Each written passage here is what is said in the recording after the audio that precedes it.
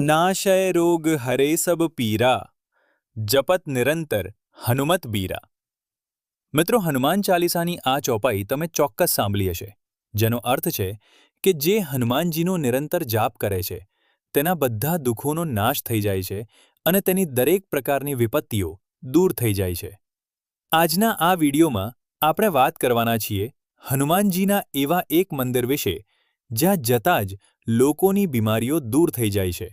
અને અહીં હનુમાનજી માત્ર એક ભગવાન તરીકે નહીં, પરંતુ એક ડૉક્ટર તરીકે પણ પૂજાય છે।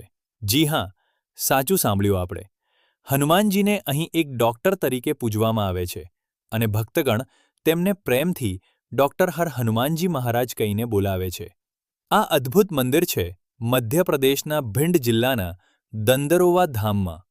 આ નામ પાછળનો સાચો અર્થ છે દર્દ હરવા, એટલે કે જે દર્દને હરી લે, અને આથી જ આ ધામનું નામ પડ્યું દંદરવા ધામ। મિત્રો, કહેવાય છે કે જે રોગની કોઈ દવા નથી તેને પણ હનુમાનજી 4-5 મંગળવારમાં જ નષ્ટ કરી દે છે। અને આ વાત એમ જ નથી કહેવાતી। આ ધામ પર એવા ઘણા પુરાવા મળ્યા છે જ્યાં લોકો રડતા આવ્યા અને હસતા ગયા। લોકો દાવો કરે છે કે અહીં પથરી અને ટ્યુમર જેવા રોગ સાથે ઘણા લોકો આવે છે અને આરામ મેળવીને જ જાય છે। આશ્ચર્યની વાત તો એ છે કે અહીં આવવા માત્રથી જ નહીં, પરંતુ દૂર બેસીને પણ લોકો તેમને પોતાની વ્યથા સંભળાવે છે અને તેમને લાભ પણ થાય છે। બસ, સ્વસ્થ થયા પછી તેમણે અહીં દર્શન કરવા આવવું પડે છે। તો ચાલો આપણે તમને મળાવીએ ડૉક્ટર હનુમાનથી। આ માટે આપણે 300 વર્ષ પાછળ જવું પડશે। આજે જ્યાં આ ધામ સ્થિત છે તે સમયે તે વૃક્ષો છોડોથી ભરેલી એક સામાન્ય જગ્યા હતી। આ બધા વૃક્ષો છોડોની વચ્ચે એક નીમનું વૃક્ષ ઊભું હતું।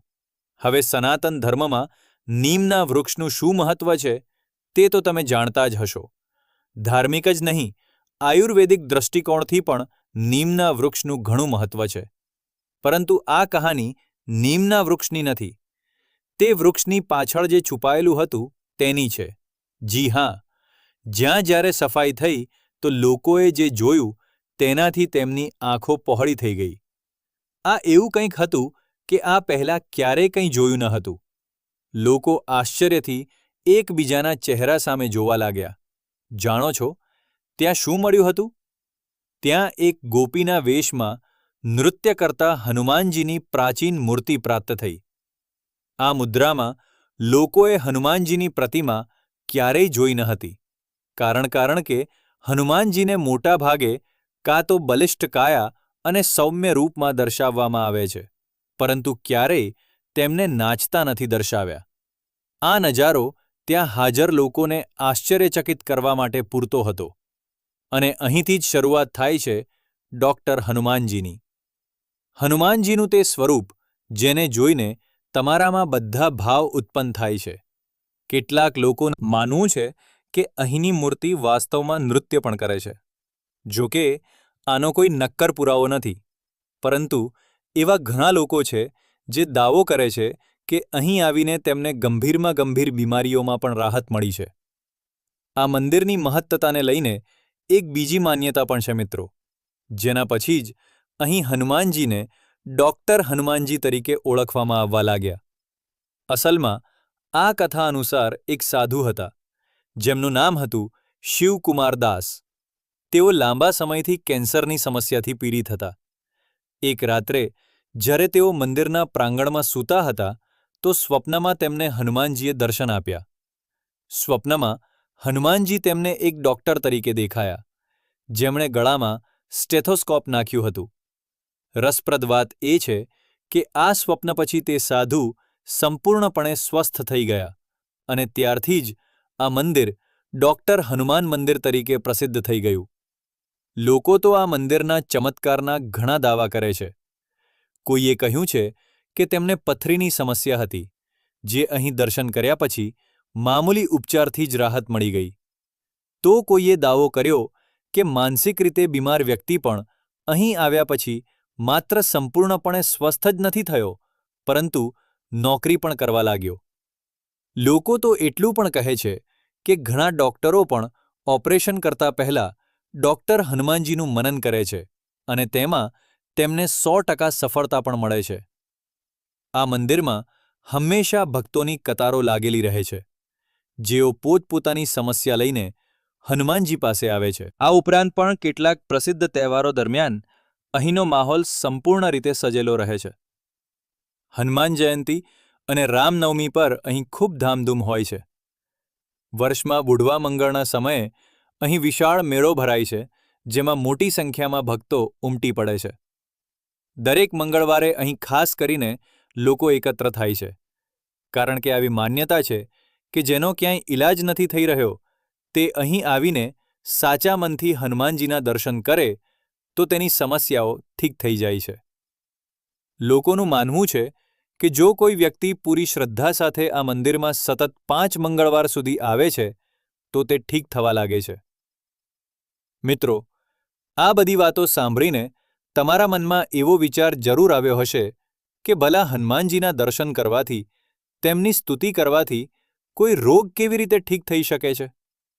તેના માટે તો આપણે હોસ્પિટલ જવું જ પડશે, દવાઓ લેવી જ પડશે. તો શું આ અંધવિશ્વાસ છે કે અંધશ્રદ્ધા?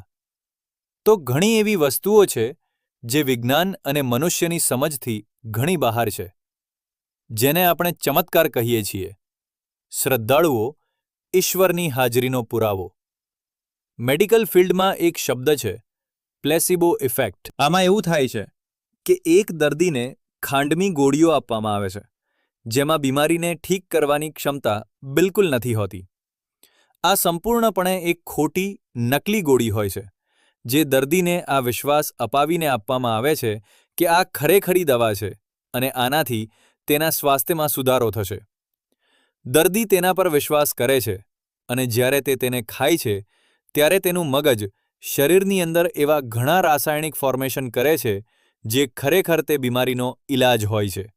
એટલે કે શરીર પોતાની મેળે જ તે બીમારી સામે લડવા માટે પોતાને તૈયાર કરવા લાગે છે, કારણ કે દર્દીને વિશ્વાસ છે કે તેણે જે દવા ખાધી છે તે 100% સાચી છે. તો આ વાતથી સંપૂર્ણપણે શક્ય છે કે જે વ્યક્તિ પૂરા વિશ્વાસ સાથે ડૉક્ટર હનુમાનજી પર ભરોસો કરે છે તે કોઈ નાની મોટી બીમારીઓથી સંપૂર્ણપણે ઠીક થઈ શકે છે. હવે આટલી વાતો સાંભળીને મિત્રો, ક્યાંક ને ક્યાંક તમારા મનમાં ડૉક્ટર હનુમાનજીના દર્શન કરવાની ઈચ્છા ચોક્કસ જાગી હશે. તો ચાલો ઝડપથી તમને કહી દઈએ કે તમે અહીં કેવી રીતે પહોંચી શકો છો. અહીં આવવા માટે તમારે હોશંગાબાદ રેલવે સ્ટેશન પહોંચવું પડશે, જે દંદ્રોવા ધામનું સૌથી નજીકનું રેલવે સ્ટેશન છે, જેનું અંતર ધામથી લગભગ 45 કિલોમીટર છે. અહીં ગ્વાલિયરના રસ્તે પણ આવી શકાય છે. આ ઉપરાંત જો તમે હવાઈ માર્ગે આવવા માંગતા હો તો રાજા ભોજ હવાઈ મથક આનું સૌથી નજીકનું એરપોર્ટ છે. ત્યાંથી ધામ માટે તમે ટેક્સી લઈ શકો છો. આ ઉપરાંત સડક માર્ગે પણ આ શહેર સારી રીતે જોડાયેલું છે. તો મિત્રો, આ હતી આજની વિડીયો અમારા ડૉક્ટર હનુમાનજી પર. કેવી લાગી તમને આ માહિતી? અમને કમેન્ટ કરીને જરૂર જણાવશો. સાથે જ જો તમે પણ કોઈ સમસ્યાથી પરેશાન છો તો કમેન્ટમાં શ્રી રામ ભક્ત ભગવાનનો જયકારો જરૂર લગાવો. જો વિડીયો સારી લાગી હોય તો મિત્રો અને પરિવાર સાથે શેર કરો. મળીએ આગલી વિડીયોમાં. જય શ્રી રામ.